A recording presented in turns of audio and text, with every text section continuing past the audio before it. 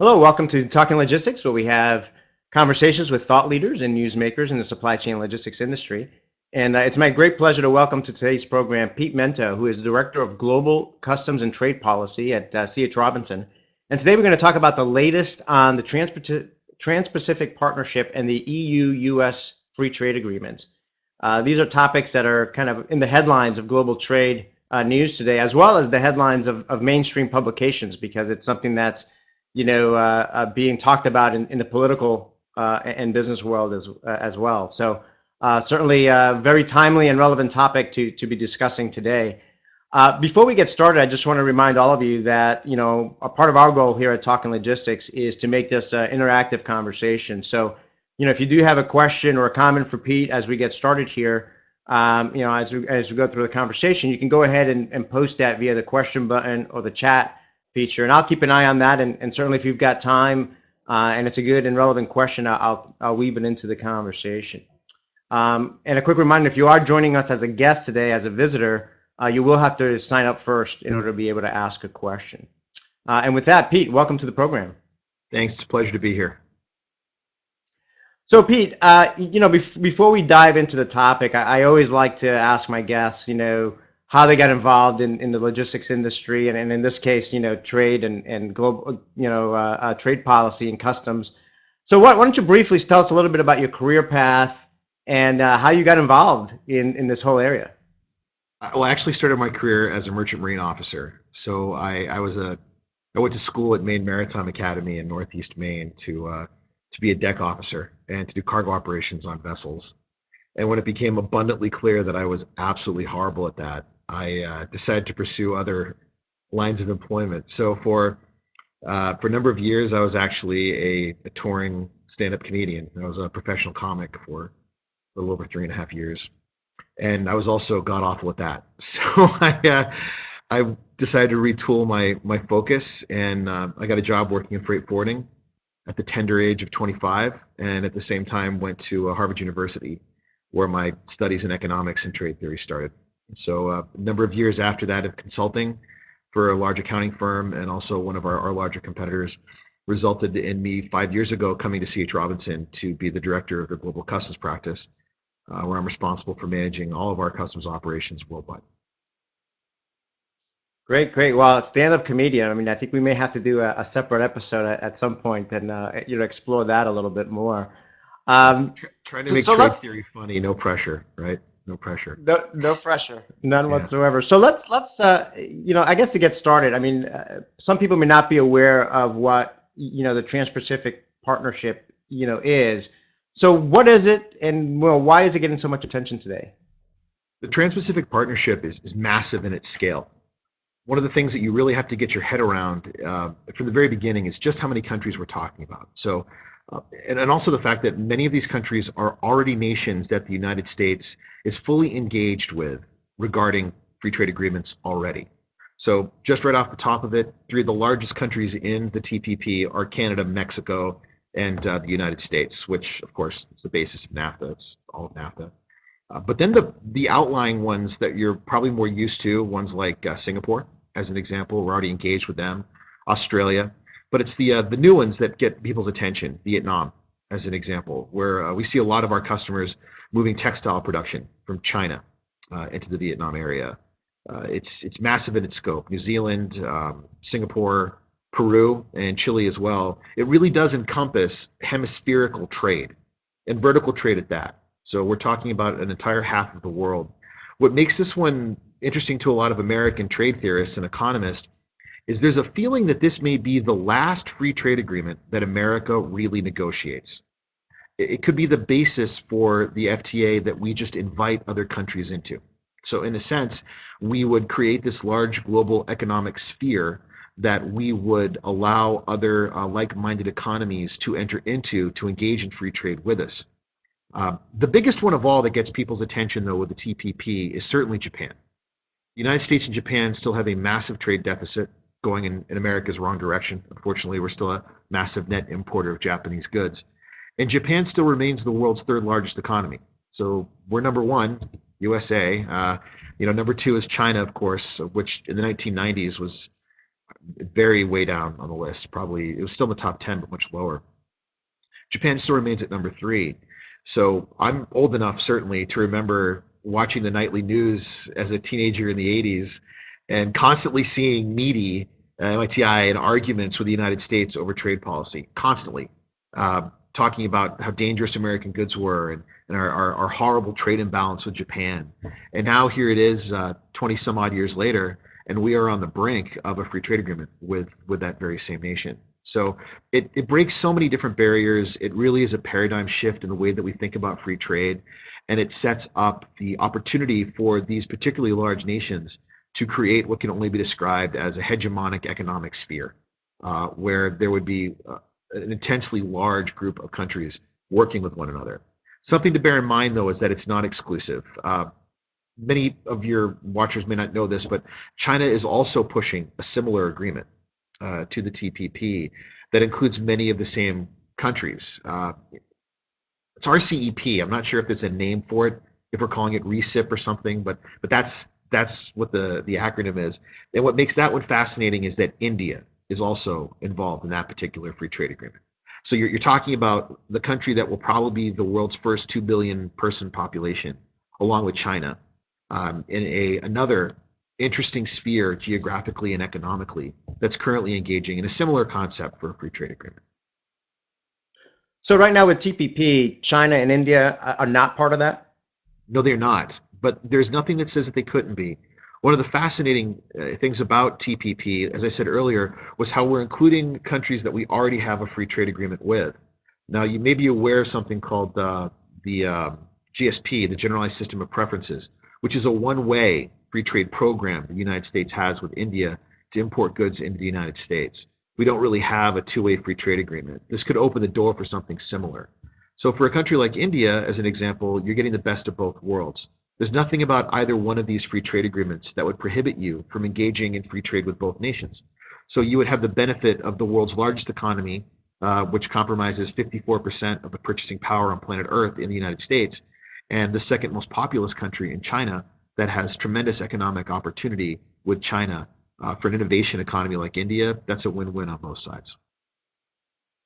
So, one of the things that I've, like with all free trade agreements, I mean, there are folks and entities and industries that are for it, and then there are industries and folks and entities that are against it.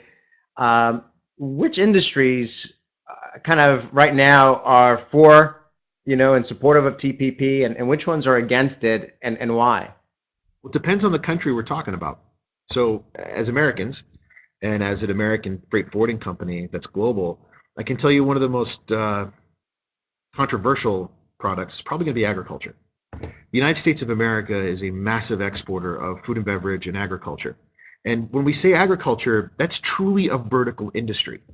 It's not just the produce that comes out of the ground. We're talking about the petrochemicals and the seeds that are engaged in its growth. We're talking about the machinery that's engaged in its harvest, as well as the infrastructure that we use to get the product from where it needs to be. That entire supply chain, that entire vertical supply chain that goes over all these different silos will benefit tremendously in the United States with the TPP if those barriers were dropped. Think about farm equipment. Think about the petrochemical industry, and then just good old-fashioned produce coming out of the United States. I like to tell people, particularly here, I'm in freezing Minnesota right now, where this morning it was kind enough on March the 18th to snow about 2 inches on my drive into work, so I'm really excited about that. But I went to Target last night when I came home late, and I picked up some grapes. And those grapes were produced in Chile. Well, if I go to Chile in the wintertime, the grapes are probably going to come from Mexico and the United States. We have that hemispheric agricultural opportunity to export at the times that we're harvesting back and forth. And transportation, particularly of delicate goods and things that require specialized handling, it's gotten very good and inexpensive to the point where that's possible. So agriculture is a huge one. Where it gets contentious, though, is really in two big areas. The first is in intellectual property. So as you can imagine, an innovation economy like the United States, we are still massive exporters of software, of biotechnology, of pharmaceuticals and medical devices, of media. And what we're concerned with is the exportation of things like this being co-opted by other societies, being stolen, being pirated, I guess is a better way of putting it.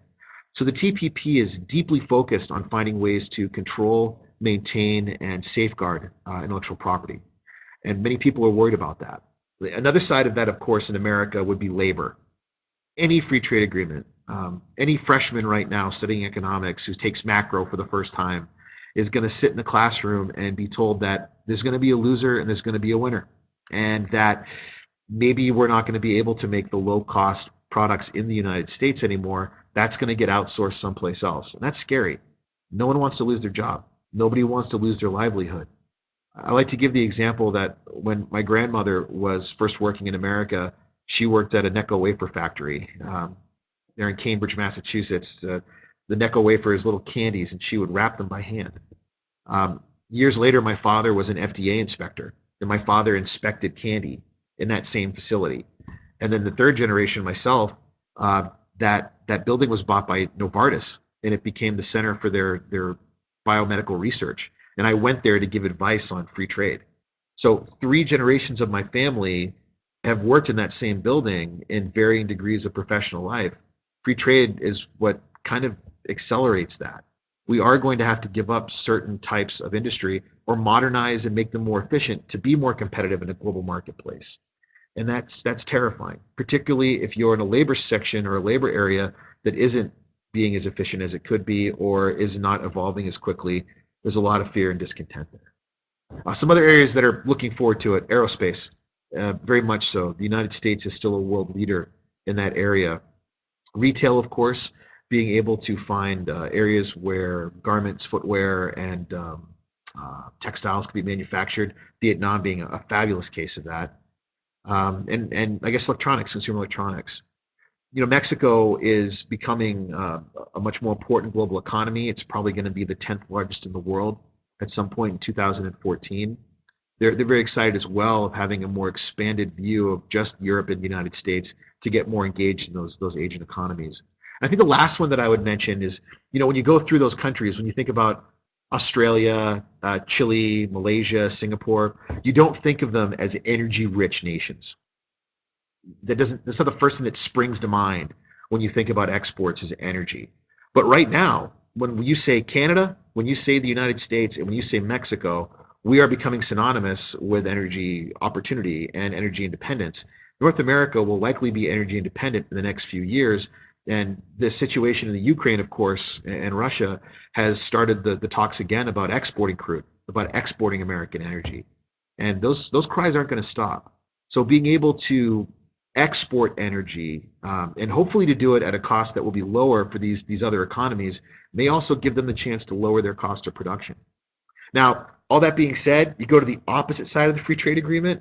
No one in Singapore, Malaysia, or Japan wants to compete with North American agriculture exports.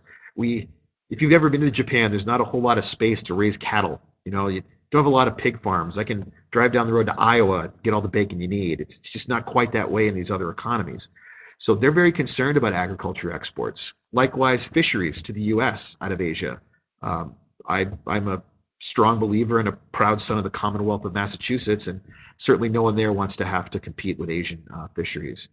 It really is big. Now, one of the things I want to make clear is we don't know what products are going to be covered in the TPP. We have a pretty good idea because we're being told that it's based a lot on the U.S.-Korean free trade agreement. So we can see what's in there.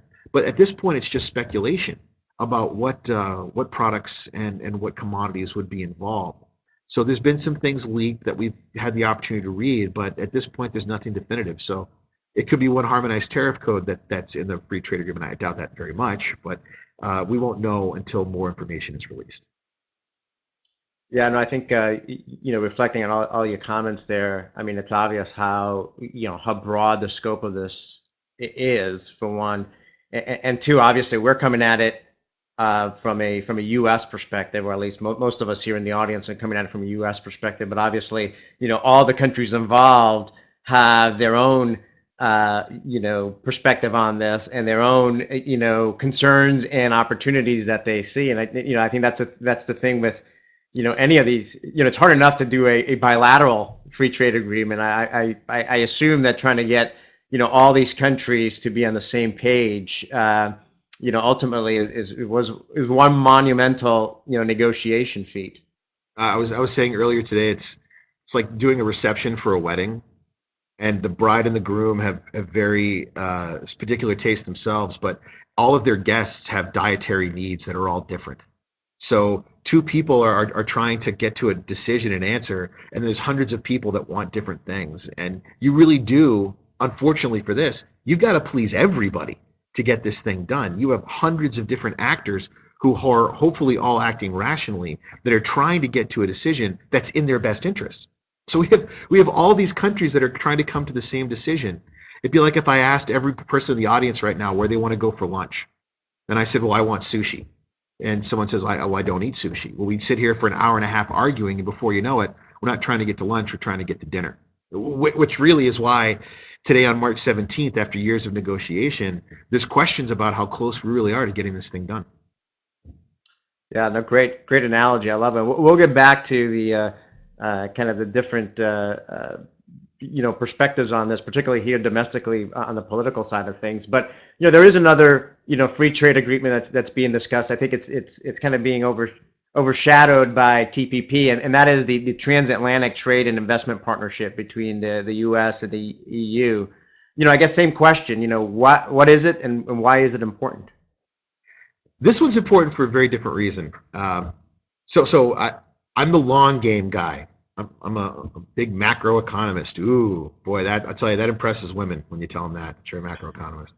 I look at the big picture, and in the big picture, when we look at the Trans-Pacific Partnership, it has an immediate, very dense economic opportunity for the United States, because the U.S. and the European Union have pretty much gotten where they're going to be as integrated economies. I think you probably have a hard time finding two entities that are as integrated as the United States. Banking, as an example, finance, certainly the automotive industry. If you were to look at a Mercedes-Benz, it wasn't all that long ago, it was Daimler Chrysler and Fiat with all the other companies. They're all integrated in one format or another.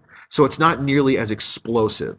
The U.S.-European Free Trade Agreement, according to the latest analysis, is probably going to benefit the European Union significantly more than it will the U.S., because we're talking about changing different standards and lowering non-tariff barriers to entry.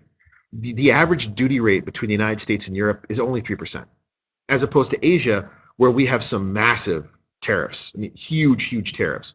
Add to the fact that transportation from Europe isn't as plentiful, it's a little more costly. You're talking about a difference in opportunity. The European Union is probably going to make about $121 billion opportunity out of this. The United States is probably in the 40 to 41 trillion, not dollars, euros, in its opportunity. So this isn't as big an opportunity up front. Where it pays off massively is down the road. The United States, supposedly, I haven't been able to get my finger on this statistic exactly, graduates about 100 to 110,000 engineers a year. That's about it. The European Union is somewhere in that same neighborhood. If you compare that to India, who graduates 1.2 million engineers a year, and China, what we're beginning to slowly do is to lose this concept of America as being an innovation economy. This is the country that invented Elvis. We've got some really neat stuff that we've come up with, and we've exported it around the world because we've been an innovation economy. My daughter just turned 8 this week, and she loves Schoolhouse Rock. I'm constantly playing Schoolhouse Rock for her. And I've forgotten how great the one about Mother Necessity was.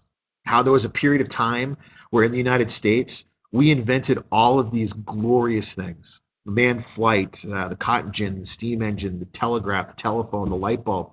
These brilliant inventions that came from American minds, well-educated, insightful, intuitive American minds.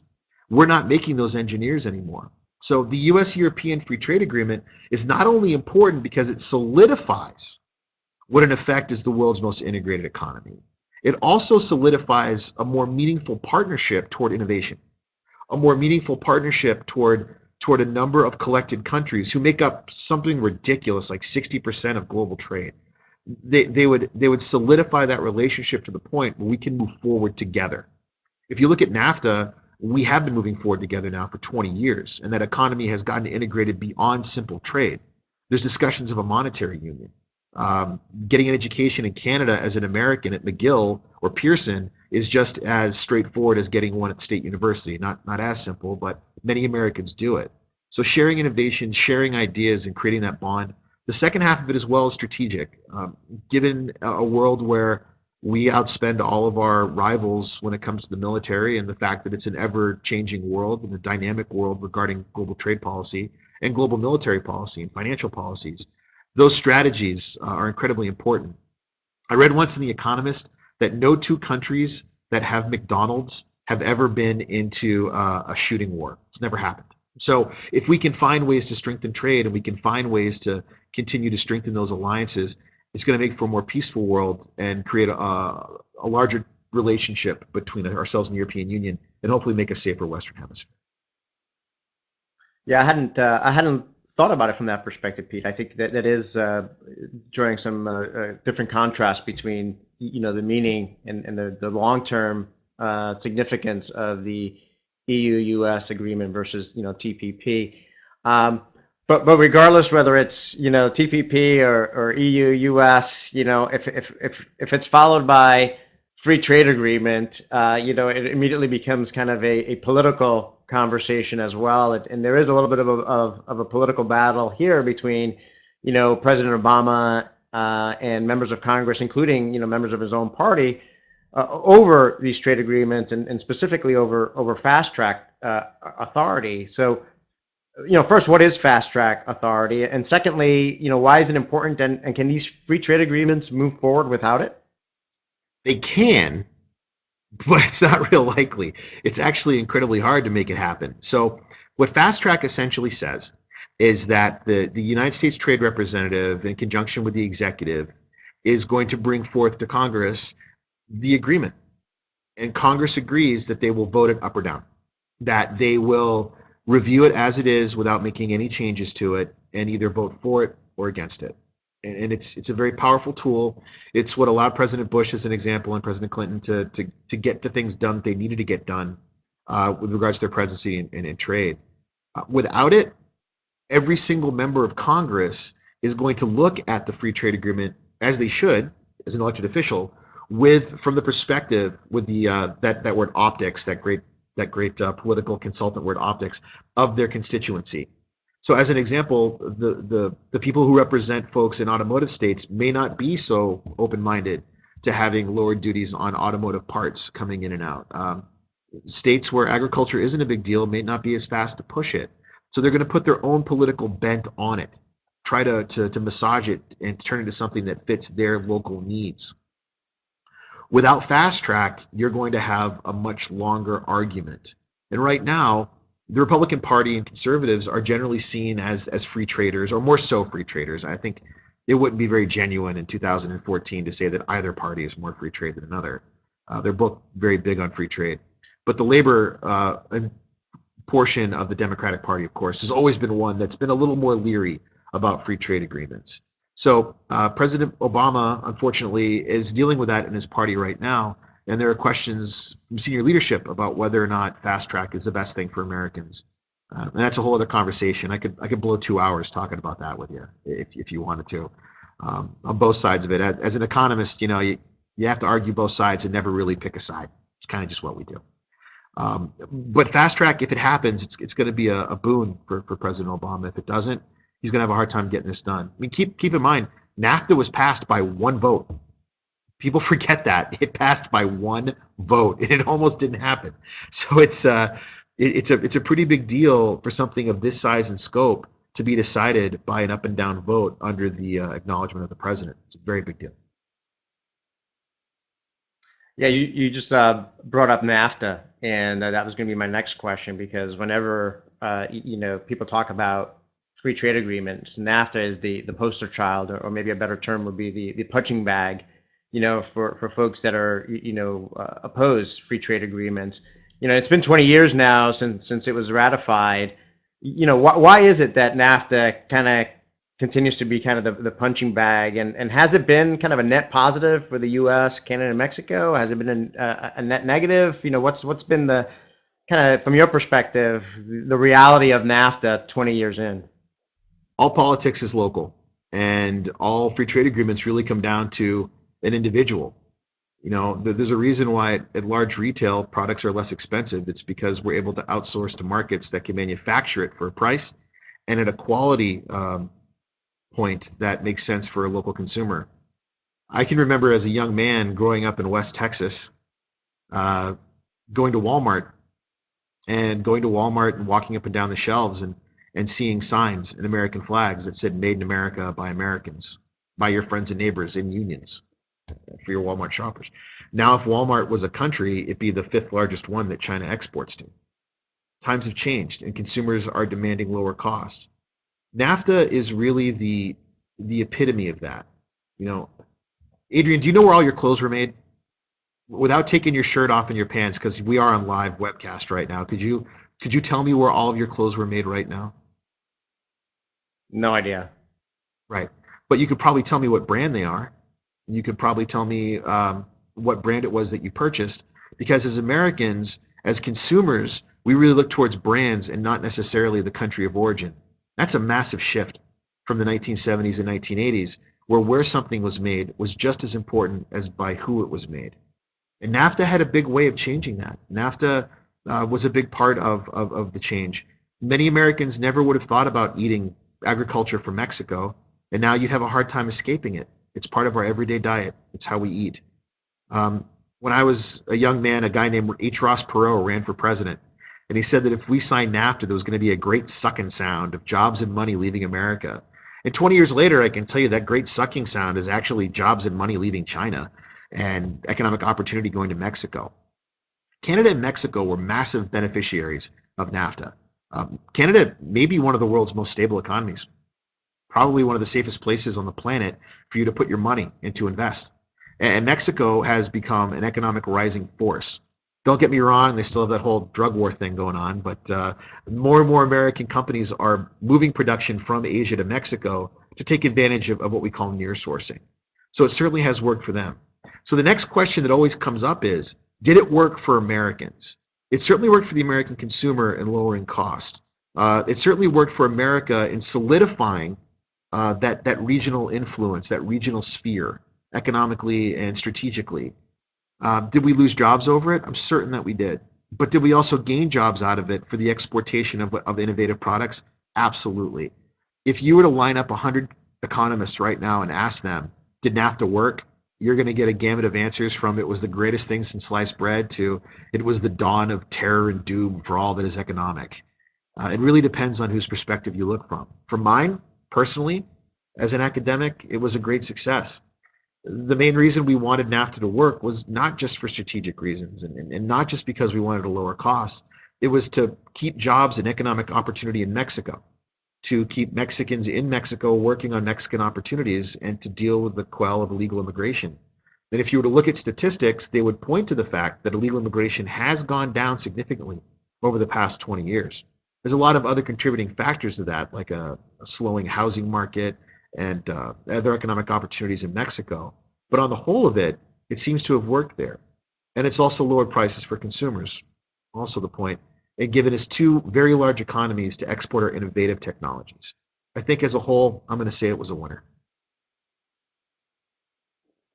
Yeah, great perspective, and I think, I mean, I think I share your viewpoint as well. That from a net perspective, I think it's been overall a positive development, in helping all the economies involved in that. Shifting gears a little bit, away from specifically free trade agreement and more about, just in general, global trade, opportunities and challenges. What are some other current issues and challenges associated with global trade that and commerce that you hear from customers and companies that you work with, and just in general, that, the types of things that they're facing? Absolutely. We're dealing now with new opportunities and paradigms that have to do with demographics. So when I was a young man, my father imported, oh, hello, whites. When I was a young man, my father imported from China and from India. And as an importer from those places, he dealt with corruption in the 1970s and 1980s, and he dealt with a lack of supply chain opportunities in the 1970s and 1980s. And it's happening again now. In 2014, The fastest growing populations are the Middle East, Sub-Saharan Africa, and Central America. That's where economic opportunity is growing. I have a friend who lives in Africa who's a harbor pilot and a port captain. He makes $6,000 a day and doesn't pay taxes because there are no harbor pilots and there are no port captains in Africa. So they've had to import them to move the crude and the gas out of these countries and put them onto tankers. Infrastructure is lacking. So as American companies begin to explore these new areas of economic opportunity, the Middle East, Central America, and Africa, what they're running into are three main problems. The first is there's no transportation infrastructure to live with the massive amounts of growth that are happening. If we were to, I'm here at our corporate headquarters, if I were to walk around the corner and ask our director of global air freight, Adrian and I have 1,000 kilos, 10,000 kilos of freight that we want to move to Paris, and we're in Chicago or we're in Boston. How can we get that done, Matt? And he'd say, well, Pete, we have direct flights out of Boston on Air France that we can put it on. Probably going to cost you a little bit more, but it's there. We could move it over Paris, move over London, move it over Frankfurt, move it over the Netherlands. We could truck it to New York, and wow, are there opportunities from there. There's so many ways we could move it. And because of all those different ways of moving it, the cost is going to be low. And we're also going to have a pretty timely and predictable delivery of that product as well. Now, if I said, Adrian and I have 10,000 kilos of air freight we want to send to Ouagadougou in the African nation of Burkina Faso, it's going to get a little different on how we're going to move it there. He's going to say, well, it's going to Chicago, and here are the 3 or 4 ways we can make it happen. And unfortunately, because of a lack of options, the price is going to be pretty ridiculous. And once it gets over there, I don't know how long it's going to take to get there. The customs system isn't necessarily modernized, and you don't really have very good infrastructure. Finding a delivery driver could take us days, Pete. It's going to take a while. So that first is learning to cope with a rather immature structure of logistics infrastructure, which really is it's my industry's fault. It really is. In 2014, the fact that we can't point to the fact that we all knew it was going to grow. We all saw it happening, and we didn't put the time and effort in to truly invest in that area. It's our fault. The second problem you're going to run into when you get there, and it's a biggie, is the fact that we're American companies and we are adherent to the Foreign Corrupt Practices Act. You're going to run into a lot of corruption. If you look at a graphic of the Global Corruption Index, all those places I just talked about, Central America, Sub-Saharan Africa, and the Middle East, they're supposedly the most corrupt places in the world to do business. So you're going to be delivering your product into an infrastructure that's bad, along with people who are going to be wrought with corruption, wrought with graft, and just full of opportunities for peril with regards to the FCPA. So that's another added layer. And the third, banking and finance, getting people paid that are doing business in these developing economies, even in a day and age where when I go down to the barber shop and you know, Roy with his shaky hands takes care of all this hair I've got on my head to give me my haircut. If I don't have cash on me, he just takes my credit card and his iPhone and zips it through, and you know, I can pay him over the phone. We're getting used to the ease of finance that way and trusting banks, not really being afraid of the fact that we're doing business electronically. I don't know if I'd be so confident if I was doing business in some African republic about how safe and secure my finances and my money were with regard to that transaction. So those are very, very big. And I think the last thing that I would mention with regards to what people should be paying attention to is I'm shocked at how few companies are working with their legislators, are working with the decision makers in Washington to tell them what their perspectives are on these free trade agreements and to try to get their agendas included. So to let their congressmen and let their senators know that we realize this free trade agreement is around the corner, we have opinions. So more companies and more executives should be sitting down and putting their thoughts together about these free trade agreements and talking to people for legislative relief to find out how they can better position themselves to benefit from an FTA, to not just be a victim of it or to not just go with the flow if they happen to get lucky and it helps them out. You have the ability to be a voice, get out there and be heard. You'll be happy you did. Yeah, great items to think about. The other thing that I find surprising is that a lot of companies and I wrote about this in the blog earlier this year. A lot of companies are still managing a lot of their global trade operations with spreadsheets, and not really investing in global trade management technology to help them do things like restricted party screenings, or determining whether some of their products qualified for preferential treatment or things like that. They're still kind of using spreadsheets and embedding, formulas within those spreadsheets to try to figure it out. And, the reality is this is a risky, business process. And, there's certainly technology out there that can help them manage this more effectively and with better scale than, spreadsheets. I don't know if that's your experience as well. Oh, absolutely. I think that many of us in this industry that have been around a while can remember when global trade management software first hit the shelves. And it was beautiful. It was this holy grail, right? We were finally able, as global traders, to get to landed cost, to understand non-tariff barriers to entry, documentary requirements. It was really illuminating. It gave someone in one jurisdiction the ability with a greater degree of confidence to sell in another. And that was a big deal. But at the time, it was cost prohibitive for most companies. That isn't the case anymore. There's tons of competition, all very good, and some fabulous software companies where I would suggest to people that they think about it again. And the integration of that into ERP systems isn't as difficult and isn't as expensive as it used to be. So it can become part of how you trade. I think global trade management software and global trade management solutions aren't just for big multinational companies anymore. And if you want to do it the right way, start with good habits and start with leaning on technology instead of doing it all in Excel spreadsheets, which, I mean, there's worse ways you can do it, but that certainly is not the most cost-effective way to get your mission done. Well, Pete, we're just about out of time here, so I'm going to ask you my last question here. And you already gave some great tips and kind of food for thought. But what action should supply chain logistics executives, take in the weeks and months ahead, to best manage their global trade operations, moving forward? And obviously, you work at C. Robinson, a third-party logistics provider. How can their 3PL partners help in that effort? Well, thank you for that ability to shamelessly plug 3PLs and freight forwarders. Uh, what they need to do is lean on us more. There's been a shift in my industry.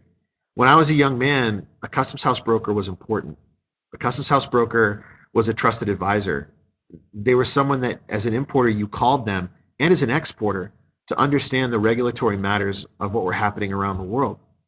And with the passage of the Modernization Act in 1993, people started hiring their own trusted advisors, and we as brokers were no longer responsible for giving advice. No matter what we told an importer, they were responsible, so they stopped asking. And over the course of the past 20 years, we've dumbed down brokerage people. We've created an environment where they've turned customs house brokerage and freight forwarding into a commodity. And that's partly our fault by not giving them the value and advice that they need. And what we're seeing now is that pendulum is starting to swing in the other direction. In the brokerage community in particular, but also in freight forwarding and supply chain, where people are saying, I'm a big time company, I have big time issues, but I don't have the big time brains and the big time knowledge that I need here. I have to look for it outside.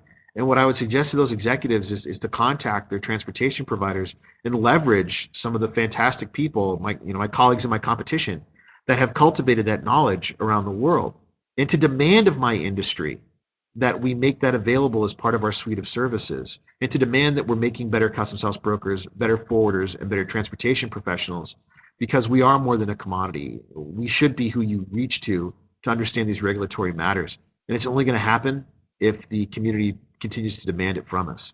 And I will tell you that now in 2014, it's becoming more where that pendulum is swinging closer back to the middle, where people are demanding it and leaning on it. So you really should do that. And second of all, you should try to find a provider that has boots on the ground and people who understand those trade regulations and the proclivities of the local establishment, as well as some of the pitfalls, to help you in that area. I think that no one is perfect globally, but there are certain forwarders that are fantastic in certain regions, and you should lean on them and make sure you do your due diligence. Pick the right person for what you're trying to accomplish. Great advice, Pete. And with that, we're out of time. I know we just kind of, in some ways, just kind of scratched the surface on this whole topic, but you certainly gave us some good food for thought and advice on this. And again, thank you very much for making the time to be part of the program today. It was my pleasure, and thanks for the opportunity to sit here and talk for 30 minutes. I wasn't held enough as a child, so any opportunity for affection, I'm going to go after. So thank you very much. Great, Pete. It was our pleasure, and I want to thank all of you who joined us today.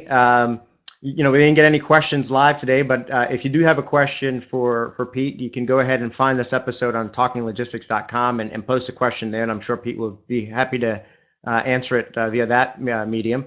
And I just want to invite you all to tune in every Thursday at noon and some Tuesdays as well. Now we're beginning to air some episodes on Tuesday to future episodes of Talking Logistics, where we'll have some great guests just like Pete talking about timely and relevant topics in the supply chain logistics industry. So again, thank you very much, and look forward to seeing you in a future episode of Talking Logistics. Have a great day.